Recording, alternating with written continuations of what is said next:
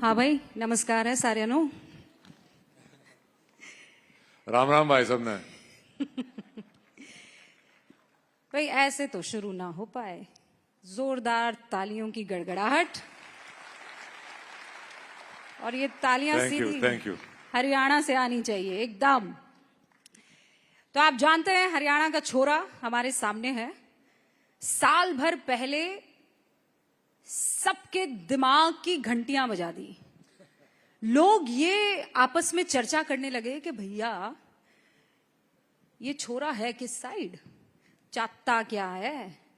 आज हमारे साथ है, राइजिंग भारत समिट में हिस्सा बन रहे हैं। बहुत बहुत स्वागत है आपका। बहुत बहुत धन्यवाद रूपिका जी। हम भी आपके फायरी शोज और क्वेश्चनिंग को देख के काफी एंटरटेन रहते हैं, इन्फॉर्म्ड भी रहते हैं। सॉरी, इन्फॉर्म्ड भी रहते हैं। ये साल कैसा रहा आपका? ये साल बहुत बढ़िया रहा। अभी तो बस अप्रैल ही आया, लगता है बहुत लंबा हो गया ऑलरेडी। मेरी कल पिक्चर रिलीज हो रही है जाट, जिसको मैं पिछले अगस्त से शूट कर रहा हूं। और पहली बार मैंने किसी पिक्चर की शूटिंग से सीधा प्रमोशन में उसी पिक्चर के लिए किया है। तो बहुत लास्ट मिनट तक शूट करते रहे, तो काफ़ी थकान भी है, एक्साइटमेंट भी है, और लोगों के साथ अपना काम शेयर करने की इच्छा भी है। वो एक ट्रेलर देखा आपका गजब का, मतलब उसमें एक डायलॉग है आपका, वो तो आप ही बोल पाएंगे कि नाम बहुत पसंद है। तो एक बार बोल के बताइए। मुझे मेरा नाम बहुत पसंद है, रणदीप हुड्डा। रणदीप हुड्डा अब से कुछ टाइम पहले तक उन एक्टर्स में शुमार थे जिनको जाकर पत्रकारों से बात करना पसंद नहीं था। एक ऐसा एक्टर जो चाहता था कि पर्दे पर मुझे देख लो, समझ लो मेरे किरदार को, दैट्स अबाउट इट। ये बदलाव कैसे आया? रणदीप अब जाने से सोचते नहीं है, यहां जाना है चलो चलेंगे, ये पूछना है चलो पूछो। ये दिल कैसे खुला, किसने खोला? देखिए, हम उन एक्टरों को देख के बड़े हुए थे जो कि हमें पर्दे पे ज़्यादा दिखते थे और उनके बारे में हमें नॉलेज कम होती थी।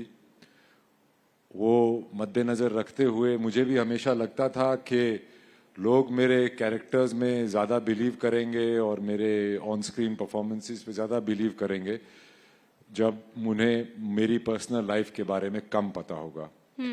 पर ज़माना बदलता जा रहा है, लोगों तक पहुंचने के रास्ते बदलते जा रहे हैं, और सोशल मीडिया और ये सब आने के बाद एक अलग तरह का वो हो गया है कि अपने मुंह को, होठों को मछली जैसा बना के खुद अपनी पिक्चर खींच के सेल्फी लेके सोशल मीडिया पे डालने का ज़माना आ गया है। तो अभी कहाँ किससे छुपते घूमेंगे।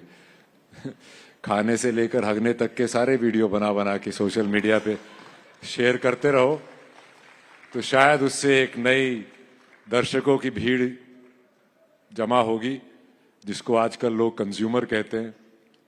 तो हमने तो दर्शकों के लिए काम करना शुरू किया था, पर शायद ये भी एक नया तरीका इजाद हुआ है। तो ये दर्द है, ये मजबूरी है कि मजबूती है रणदीप हुड्डा की? नहीं, ऐसा है, गंगा जाओ गंगा राम, जमुना जाओ जमुना राम। जहाँ पे आपका जैसे बनने लगे, जैसे जैसे वक्त बदलता जाए आपको भी बदलते रहना चाहिए। पर मैं वापस उसमें जाना पसंद करूंगा। सोशल मीडिया एक बहुत एडिक्टिव चीज़ है। मैं भी उस पर, जब मैं सावरकर डायरेक्ट कर रहा था तो मैंने नोकिया का फ़ोन ले लिया था कि उस पर ना व्हाट्सएप हो ना कुछ, सिर्फ बात से बात हो, और ज़िंदगी बहुत ही सरल हो गई थी। बहुत सारे लोग ज़िंदगी से कट गए थे और बहुत सारे लोगों की अहमियत पता चली थी। और उसके बाद वापस से मैंने अपना स्मार्टफोन ले लिया, तो जो एक 2 साल की कंटेंट कंज्यूमिंग की जो भड़ास थी वो इतनी निकली कि बहुत समय सोशल मीडिया पे गुजारने लगे। तो मैंने फिर वो फ़ोन से वो ऐप्स हटा दी, और मैं अब बहुत ही सुखी और अपने आप को शांतिपूर्व पाता हूँ। तो अभी आपके फोन में एप्स नहीं है, ये सोशल मीडिया एप्स नहीं है? जी नहीं है, और ना ही चाहिए भाई। कौन क्या कर रहा है, मुझे अपने काम से, अपनी जिंदगी से फुर्सत नहीं है भैया, किसकी क्या देखेंगे। और सोशल मीडिया पे तो आजकल क्या होता है कि बस अब असली सुख, असली दर्द, से दूर हटके बस यही दिखाया जाता है कि कितने मजे ले रहा हूं मैं अपनी लाइफ में, सबको यही दिखाते हैं आदमी। कोई असली सुख, कोई असली दर्द वहां नहीं है, कोई असली कनेक्शन नहीं है। बस ये दिखाते रहो कि मैं कितने मजे ले रहा हूं और उसके फ्रेम के बाहर चाहे आदमी कितना ही दुखी हो। अच्छा, अब चूंकि ये सवाल पूछा गया है और जवाब आया है, आप में से कितने इतने ऐसे लोग हैं जिनके फोन में सोशल मीडिया एप्स नहीं है? क्या बात कर रहे हैं? देखा, हम माइनॉरिटी में आ गए हैं। ओहो। और कितने ऐसे लोग हैं, आज देखने में अच्छा लगेगा ना, कितने ऐसे लोग हैं जिनके मोबाइल में एप्स हैं सोशल मीडिया? बाकी सारे ही हैं। बहुत फ्री टाइम है आप लोगों के पास दूसरों की देखते रहने का। ऐसा मत बोलिए, भारी पड़ जाएगा। कल आपकी फिल्म रिलीज हो रही है। वो फ्री टाइम नहीं होगा तो जाएंगे नहीं देखने फिर? अरे जाएंगे जाएंगे, कैसे नहीं जाएंगे। अच्छा, एक बात बताइए, आपने कहा गंगा चले गंगा राम, यमुना चले यमुना राम। अब ये जो आपने वाक्य बोला है, ये मुझे उस बिंदु पर लेकर जाता है कि इस वक्त यही देश में चल रहा है, आइडियोलॉजिकल वॉर। भाई, एक है लेफ्ट, एक है राइट, वो सेंटर पता नहीं कहां खो गया, आज तक मिल नहीं रहा है। रणदीप कहां है? देखिए, मुझे पता था घूम के गुगली इधर ही आने वाली है, जैसे तो मैं कोई प्रवक्ता हूं। देखिए, सबसे बड़ी बात तो लोगों को पता नहीं है, क्यों समझ में नहीं आती, कि the left and the right wing belong to the same bird. वो एक ही उसका हिस्सा है और विचारधाराएं अलग अलग होनी चाहिए ताकि उनके एक संवाद हो, उनकी एक डिबेट हो और उसमें लोगों को समझ में आए कि कौन किस पक्ष में है, और दोनों पक्ष में भी हो सकता है और निष्पक्ष भी हो सकता है। नहीं, पर वीर सावरकर की जब आप बात करते हैं तो एक आइडियोलॉजिकल वॉर ये है जो कहते हैं वो माफी वीर हैं। उनको बुज़दिल तक का तमगा दे दिया गया कि माफी मांग के ये शख्स जो है बाहर निकला। और रणदीप हुड्डा एक मूवी बनाते हैं जहां वीर सावरकर के, आपने वीर पूरी फिल्म में कहीं नहीं कहा, लेकिन जब आदमी देखकर बाहर निकलता है तो वो उसको एहसास होता है कि भाई जो इस शख्स ने किया होगा कैसे किया होगा, तो फिर तो बढ़ जाता है ना मामला। एक है जो कहते हैं माफी वीर है ये। देखिए, वो उनपे पॉलिटिकल लालचनाएं तब से चली आ रही हैं जब हिंदुस्तान में 3 मेजर पॉलिटिकल पार्टीज होती थी, जिसमें से एक इंडियन नेशनल कांग्रेस होती थी, एक हिंदू महासभा होती थी और एक मुस्लिम लीग होती थी। तो उस वक्त से आज भी वैसा ही होता है। विपक्ष गवर्नमेंट पे लालचना लगाता है और गवर्नमेंट विपक्ष पे लालचना लगाते हैं। एक जोक है इसके ऊपर, सुनोगे? विपक्ष ने गवर्नमेंट की प्रशंसा की। ये तो ब्रेकिंग न्यूज है। तो इसी पॉलिटिकल लालचना में उनका नाम भी आ गया। अब मेरा एक ही सवाल है, मैं उसमें जाके बैठ के उनके नाम की बहुत दलीलें मैं दे चुका हूं, तुमने सुनना है सुनो, नहीं सुनना मत सुनो। पर मेरा एक ही सवाल है, भाई जो आदमी माफी वीर था उसको 27 साल उन्होंने बंदी बना के क्यों रखा? अंग्रेजों ने 27 साल बंदी बना के क्यों रखा उस आदमी को जो माफी वीर था? यही एक सवाल आप अपने आप से पूछिए, उसके बारे में सोचिए। और जो माफी वीर नहीं थे वो खुले क्यों घूमते रहे? उनके जेल में बटलर, बैडमिंटन कोर्ट और रोज गार्डन क्यों होता था? आगा खान पैलेस में क्यों रहते थे वो बंदी बन के? तो ये सवाल आपको अपने आप से पूछने चाहिए और रिसर्च करनी चाहिए कि भैया जो आदमी माफी वीर था, जिसने अंग्रेजों की माफी मांग ली, ये कर लिया वो कर लिया, उसको 27 साल बंद करके क्यों रखा? वो तो उनका सबसे बड़ा पैरवी करने वाला होना चाहिए था। तो आपको दुख होता है कि वो आपके ऊपर ये तमगा लगा देते हैं? और इनफैक्ट मैं आपको पुराने टाइम में ले जाती हूँ, आपको पसंद भी है जो किरदार आप निभाते हैं, आप उसकी रूह में, भाई रूह जिस्म में जाती है पर आप उसका अपना जिस्म जो है उसकी रूह में डालने की पूरी कोशिश करते हैं।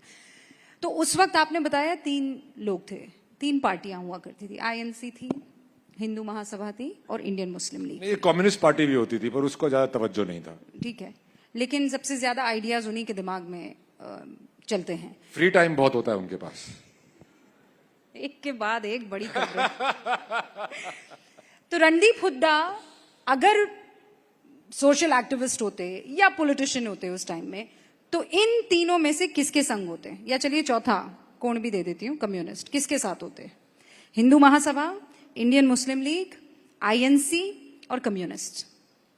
देखिए, ये सब बातें भी कुछ ही लोगों में होती थी, बाकी देश तो गरीबी से जूझ रहा था, गुलामी से जूझ रहा था और अपना जिंदगी काट रहे थे। मैं किस पार्टी में होता मुझे ये नहीं पता, क्योंकि ना मैं उस वक्त था और उस वक्त मेरी विचारधारा क्या होती मुझे नहीं पता। मैं शायद अंग्रेजी फौज में होता।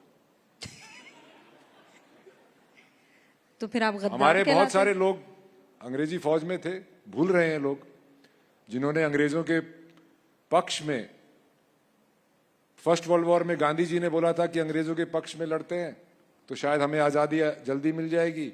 सेकेंड वर्ल्ड वॉर में सावरकर जी ने बोला था कि अंग्रेजों का साथ दे, अंग्रेजों की फौज ज्वाइन करो, क्योंकि अगर आप फौज ज्वाइन करोगे तो आपको ट्रेनिंग मिलेगी, आप अफसर बनोगे, आप इंजीनियर बनोगे और ये सब देश जब आजाद होगा तो हमारे काम आएगा। वो कहते थे कि वेपन्स की ऑर्डिनेंस फैक्ट्री जैसी आजकल हमारे पास है वो हमारे पास होनी चाहिए ताकि हम सशस्त्र बने।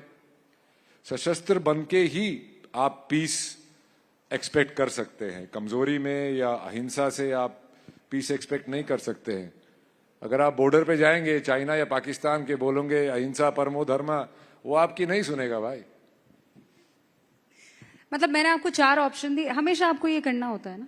क्या जीवन आपको ऑप्शन देती है और आप कहती भक मैं लेता ही नहीं हूं और दूसरी दिशा में चले जाते हैं। बेस्ट है ना, एटलीस्ट यूनिक तो है। मतलब एक बयान दिया था इन्होंने जिसमें ये कहते हैं कि फिल्म इंडस्ट्री में पूरी तरह से भेड़चाल चल रही है। अगर एक चीज हिट हो जाती है तो फिर सभी उसी तरह की फिल्में बनाने लगते हैं। अब सबको स्त्री के बाद हॉरर कॉमेडी ही बनानी है। बतौर एक्टर मुझे ये पैमाना बिल्कुल भी सही नहीं लगता है, बिल्कुल उस पर सटीक बैठता है। ऑप्शन है आपके पास, नहीं हमको तो जाना है दूसरे डायरेक्शन में। देखो भाई, हमारी जाटों की थोड़ी आदत ही ऐसी होती है, कान सीधा पकड़ना ही नहीं, और पकड़ना भी है तो दूसरे का पकड़ना है। अच्छा, आप कहते हैं कि बॉलीवुड अपनी संस्कृति से जुड़े टॉपिक्स पर फिल्में नहीं बनाती है, साउथ उससे थोड़ा ज्यादा अटैच्ड और जुड़ा हुआ है। वो ज्यादा गांव खेड़े से जुड़े हुए लोग हैं। हमारा थोड़ा जो हिंदी फिल्म इंडस्ट्री है वो काफी बार एलिटिस्ट हो जाती है।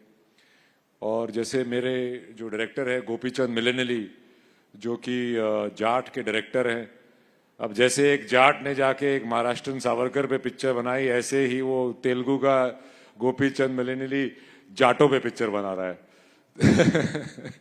तो वो उसके जो व्हाट्सएप स्टेटस है उस पे उसने लिखा है, I did not go to film school, I went to movies. तो जो हमारी एक दर्शकों की पिक्चर देखने की एक परंपरा चली आई है, एक हिस्ट्री है, एक बैकग्राउंड है, तो उन लोगों को उससे जुड़ी हुई ही पिक्चरें बनानी है और वो बहुत ही रूटेड पिक्चरें बनाते हैं। आज भी एक बड़ा विलन होता है, एक हीरो होता है, अत्याचार होता है गांव में, ये सब होता है और उसके ऊपर वो पिक्चरें बनाते हैं। हालांकि वो थोड़ी हाइटन्ड करके बनाते हैं, जो कि मेरे ख्याल से सिनेमा की आज डिमांड भी है, क्योंकि जो म्यूटेड चीजें हैं आप वो ओटीटी पे भी देख सकते हैं। तो जब आप सिनेमा में जाते हैं तो आपको थोड़ा सा लार्जर देन लाइफ दिखना चाहिए, थोड़ा ड्रामा। क्यों? तो वो ड्रामा हमें जाट में देखने वाला है, पर जाट में जाट नहीं है। सबसे बड़ी गुगली तो यही थी। मतलब क्यों? मेरे पास आए, बोले जाट पिक्चर करनी है। मैं तो खड़ा हो गया सीट से, मैं कहा यार बड़े दिनों बाद एक ऐसी बॉल आई है जिसपे तो मतलब बल्ला बिला घुमाए छक्का मार देंगे। उन्होंने मेरे को स्क्रिप्ट सुनाई, वो भी तेलुगु में, बहुत ही इंटरेस्टिंग थी। तेलुगु में भी यार ऐसे साउंड इफेक्ट के साथ पिक्चर सुनाई। तो फिर बोले तुम्हारा रोल राणा तुंगा का है। मैं कहा है, मतलब मैं जाट नहीं प्ले कर रहा हूं। तो उसमें थोड़ी सी, हालांकि स्क्रिप्ट अच्छी थी, सब अच्छा था, तो थोड़ा मुझे लगा यार कहीं गांव में जरा लोग ना बोले यार जाट नाम की पिक्चर में तू जाट नहीं। तो फिर मैंने पेरेंट्स से पूछा, बोले भाई तू तो कलाकार है, तू अगर सावरकर बन सकता है तो राणा कुतुंगा भी बन सकता है, चार्ल्स सोबराज बन सकता है, राजा रवि बन सकता है, तो इसमें क्या प्रॉब्लम है? मैं कहा नहीं जी कोई प्रॉब्लम नहीं है। फिर मैंने अपने स्कूल के व्हाट्सएप ग्रुप में भेजा, तो बोला अरे यार न्यू ना चाल है, जाट कौन प्ले कर रहा है? मैं कहा सनी देओल। बोला चल भाई फिर ठीक है, तेरे ते बड्डा एक का जाट है, उड़े वो है सनी देओल।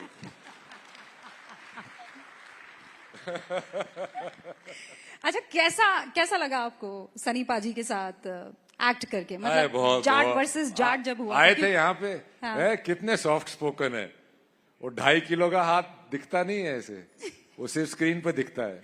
बहुत ही सरल सॉफ्ट स्पोकन इंसान है। और उन्होंने, वो कहते हैं कि गदर 1 ने मेरी दुकान बंद कर दी, गदर 2 ने फिर चला दी। उनके साथ क्या क्या हुआ होगा इन 20 सालों में मैं इमेजिन नहीं कर सकता। मेरा तो 20-25 साल का पूरा करियर ही है। उन्होंने कैसे एक डिग्निटी से, एक पेशेंस से वो टाइम काटा है, और वो अपने आप में एक इंस्पिरेशन है, क्योंकि कलाकारों के साथ ऐसा होता रहता है। और जब उनके साथ काम किया तो हम भी अपने हॉस्टल में कवर्ड पे टूथपेस्ट से उनके पोस्टर लगाते थे, और डोले शोले हम भी नापते थे उनके। वही लड़ाई होती है, भाई संजय दत्त की बॉडी बड़ी आया सनी देओल की, तो हमारे यहाँ तो भाई सनी देओल ही चैंपियन था। फिर उनके फादर धर्मपा जी, हमको तो उनमें अपने लोग दिखते थे। पर इतने सॉफ्ट स्पोकन में कहिए कैसे करेंगे, पर जैसे ही एक्शन होता है भाई में माता आ जाती है। भाई एकदम से पता नहीं क्या हम भी थोड़े डर जाते थे। मैं कहा यार क्या हो गया। तो is a very sweet man, very, he is meant for larger than life cinema, and I really wish him well, and I hope this movie is a big sixer for him so that we can see more of that roar on the screen. लेकिन आपने जब उनके साथ fight sequence किया होगा तो 2.5 kilo का हाथ आपके ऊपर खूब पड़ा होगा, तो आपने अपना 250 ग्राम का हाथ वाथ उंगली कुछ ऐसा? आपको ये किसने बताया कि मारा 250 ग्राम का है यार? देख ना आपके सनी देओल का पड़ा है ना मारा। अरे सनी पाजी बड़े जाट हैं, तो मैंने कहा उनको थोड़ा, आप इतनी रिस्पेक्ट पे कर रहे थे तो मैंने कहा चलो मेरा भी 250 ग्राम दे दीजिए वहां नहीं नहीं, हम अपना हाथ तोलते नहीं है ज्यादा। नहीं ऐसा कुछ नहीं है। ही सच अ एक्सपर्ट एट एक्शन, मतलब तुम्हें लगने का तो सवाल ही पैदा नहीं होता। पर जब हम मार रहे थे तो मुझे बड़ा डर लगता था, तो मैं फेस पे मारना था तो यहां मारता था। तो बोले यार मेरे फेस पे मारना, मैं हट जाऊंगा। मैं कहा यार पाजी थोड़ा लगी चल। तो he was very, he had a big bravado about it, and I quite enjoyed working with him, and yeah. अच्छा, आपका इंस्पिरेशन कौन है बॉलीवुड में? यार मैं खुद इंस्पिरेशन बनने की कोशिश कर रहा हूँ। इंस्पिरेशन बहुत है। मैं नसीर साहब के साथ बहुत दिन थिएटर किया, उनकी वर्कशॉप्स की, उनसे सीखा। और सनी पाजी and his larger than life persona, Salman and his goodwill and his larger than life persona. There's many people who are inspirational, people who have had long careers and have stayed on top of their game. I always believe, like आपने जो पहले ये जो interaction का और social media का जो सवाल किया था, आज भी आप ये बात नोटिस करिएगा, आज भी हमारे देश में जो बड़े स्टार हैं जिनको हमें देख के लगता है कि ये कुछ भी कर सकते हैं, वो स्टार हैं जो इंटरनेट और सोशल मीडिया के पहले थे। क्योंकि उनको देखने के लिए हमें फिल्मी मैगजीन लेनी पड़ती थी, चित्रहार देखना पड़ता था, आपको पिक्चरें देखनी पड़ती थी, वीडियो कैसेट हायर करना पड़ता था। अब तो आप मुफ्त में बटन दबाओ, किसकी क्या चल रहा है, कौन कितने कपड़े पहने हुआ है, कहाँ गया है, क्या हॉलीडे चल रहा है, क्या सब कुछ पता चल जाता है। तो वो एक इंट्रीग, एक स्टार, वो दूर अंतरिक्ष के जो सितारे थे उनको देखने के लिए आपको एफर्ट करना पड़ता था। तो ये भी एक थॉट है कि क्या उस वक्त के स्टार्स आज भी इतने वो क्यों हैं? क्योंकि हमारे जहन में उनकी एक रेयरिटी थी, उनकी एक स्पेशल वैल्यू थी, वो हर जगह नहीं दिखते थे। तो वही शायद मैं भी उसी को फॉलो करने की कोशिश कर रहा था, पर मरता क्या ना करता। हाँ, क्या करें फिर? हाँ, करना ही पड़ेगा भाई। और बॉलीवुड में फिर आप एडजस्ट कैसे कर पाएंगे? मुश्किल हो जाएगी ना। मैं तो जब बॉलीवुड गया था, एक्चुअली मैं बॉलीवुड में सिर्फ हॉलीवुड के लिए अपनी शो रील बनाने गया था। 20 साल बाद हॉलीवुड में काम करने मिला। जब मैं हॉलीवुड गया तो वहां पे पहले एक ईटीसी का चैनल आता था बॉलीवुड में ईटीसी चैनल होता था। जिसके ऊपर सारे गाने और प्रोमोज आते थे। तो मैं अपनी काउच पे बैठा सोचता था कि यार, काउच नहीं, पहले तो नीचे गदेली होती थी, गदेली में बैठ के सोचता था कि मैं कौन सी पिक्चर में फिट होता हूं। तो मैं किसी भी पिक्चर में फिट नहीं हो रहा था जब तक कि मैंने कंपनी नाम की एक पिक्चर का ट्रेलर नहीं देखा जो राम गोपाल वर्मा ने बनाई थी। तो वो देख के मुझे लगा यहां मैं काम कर सकता हूं भाई। फिर कुछ ऐसा इत्तेफाक हुआ कि थिएटर में मेरे को किसी ने देखा, फिर वो भी आए प्ले देखने, और फिर वो मुझे, उन्होंने अपनी फैक्ट्री में एक पिक्चर में विलन का ही रोल ऑफर किया जिसका नाम था एक। वो पिक्चर कभी बनी नहीं, पर उन्हें एक ऐसा विलन चाहिए था जो कि एक अकेला एक साइड हो और पूरी इंडस्ट्री एक साइड हो। पर वो पिक्चर बनी नहीं, और मैं कुछ दिन के बाद उनके पास जाके बोला कि भैया अभी मैं क्या करूं। बोला नहीं नहीं, तुम और कोई काम मत करना, तुम्हें मैं लॉन्च करूंगा।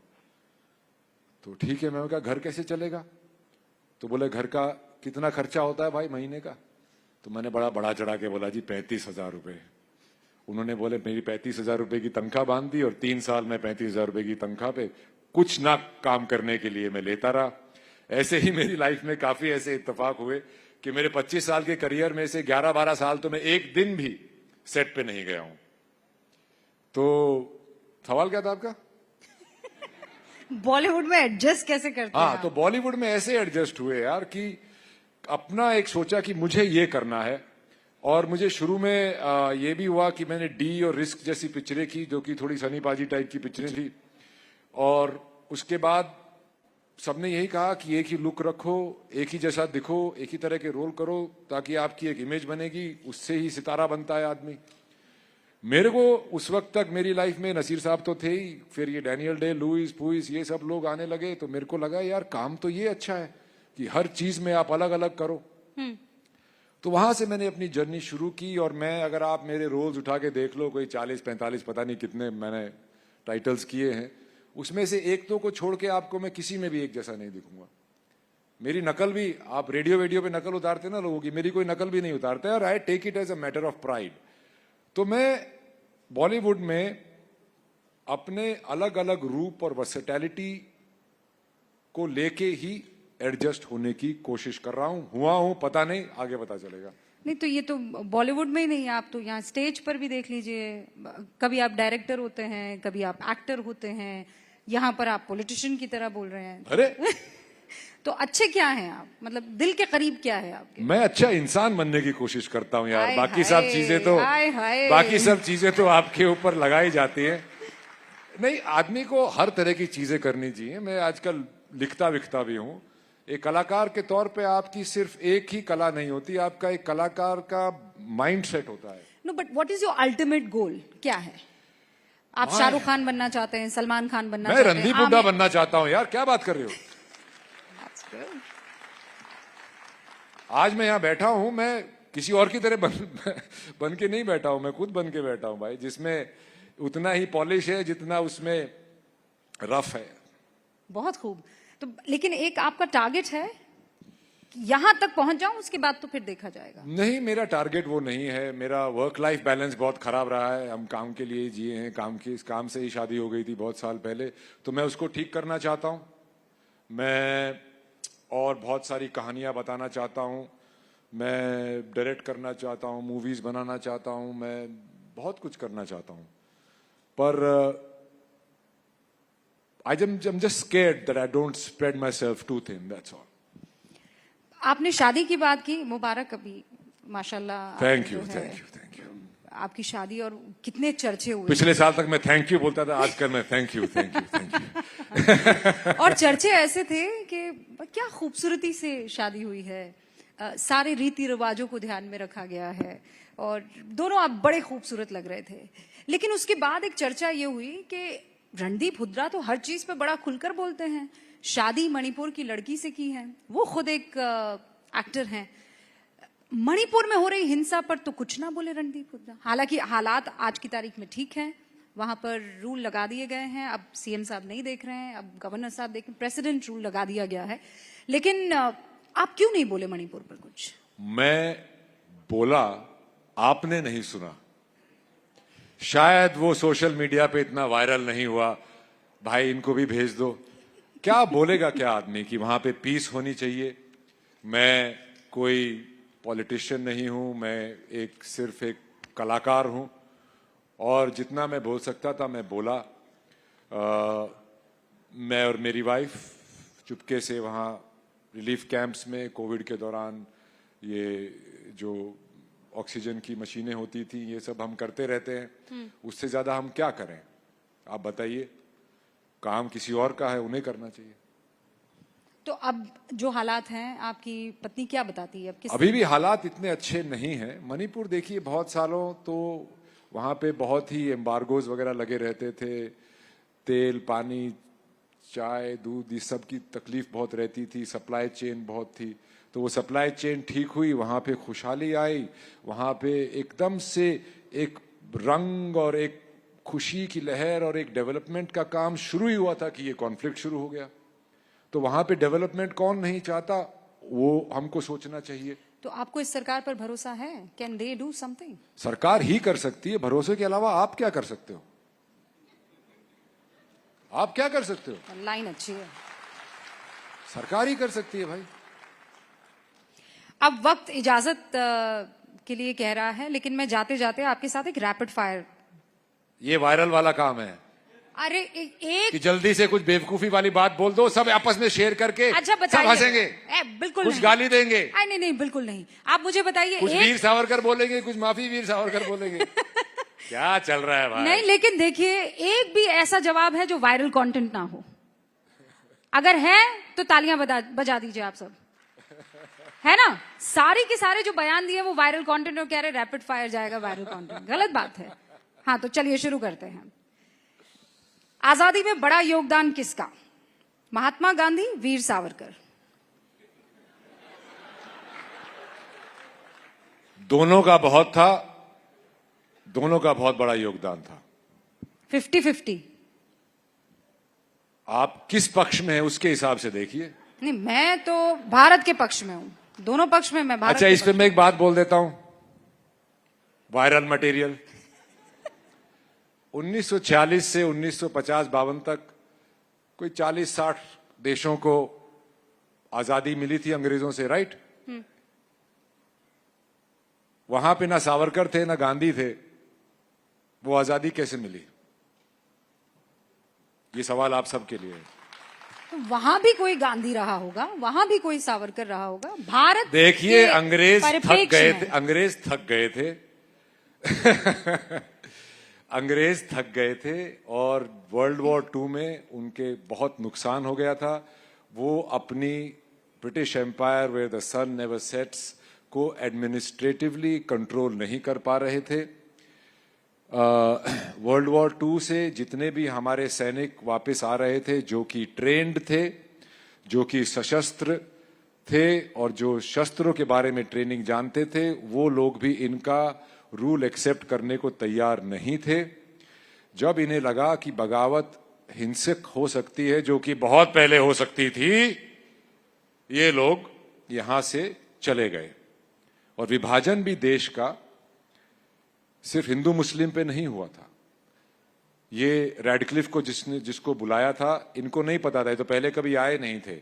विंस्टन चर्चिल ने बहुत ही स्मार्टली ये विभाजन की बात 1945 में ही सोच ली थी, क्योंकि स्टालिन साहब, जैसे अब चाइना कराची में पोर्ट बना रहा है, स्टालिन साहब पोर्ट बना रहे थे। रशिया अफगानिस्तान तक आ चुका था। इंडियन जो कांग्रेस पार्टी थी वो सोशलिज्म की तरफ जा रही थी, तो उन्हें एक बेस चाहिए था एलाइड फोर्सेस को, जो कि पाकिस्तान था। और अगर आप आज पाकिस्तान की हिस्ट्री देख लें तो उन्हीं को वेस्ट से इतनी सपोर्ट क्यों मिलती है, वहीं पे वेस्टर्न ट्रूप्स क्यों हैं? Because of the main point जो अभी आप जिक्र कर रहे थे। जी भाई साहब, हिस्ट्री का प्रोफेसर बैठा है मेरे सामने इस वक्त। अरे यार, मैं तो कलाकार ही था, तुमने बना दिया। पूछ पूछ के सवाल मुझे भी याद करके आने रैपिड फायर पड़ते। राउंड था, आपने पूरा एक बढ़िया सा लेक्चर दे दिया। अच्छा, आपकी पसंद क्या है, साउथ की फिल्में कि बॉलीवुड? फिल्में। वाह। पसंदीदा जगह कौन सी है, रोहतक कि मुंबई? गांधी, सावरकर, रोहतक, मुंबई, मतलब क्या बात आप कर रहे हंस हैं? रहे हैं तो कह रहे हैं कि ये क्या बात हुई? भैया दोनों है। एक मेरे मिट्टी का घर है, एक मेरी किस्मत का घर है। ब्यूटीफुल। अच्छा, मुझे ये बताइए कि आपको सबसे अच्छा पॉलिटिशियन कौन लगता है? आज की तारीख में तो दो ही हैं, एक विपक्ष है और एक पक्ष है, नरेंद्र मोदी, राहुल गांधी। अरे भाई, शुक्र है आपने ऑप्शन दे दी Narendra Modi ji. Thank you so much. Thank you, thank you. I hope you जोरदार तालियों के साथ एक बार फिर से thank you very much. Thank you Hooda ji का यहाँ राइजिंग भारत समिट में शुक्रिया कीजिए। Thank you so much. Thank you, Randeep. Thank you so much. Cheers. Walk off. Thank you, Rubika. Thank you so much.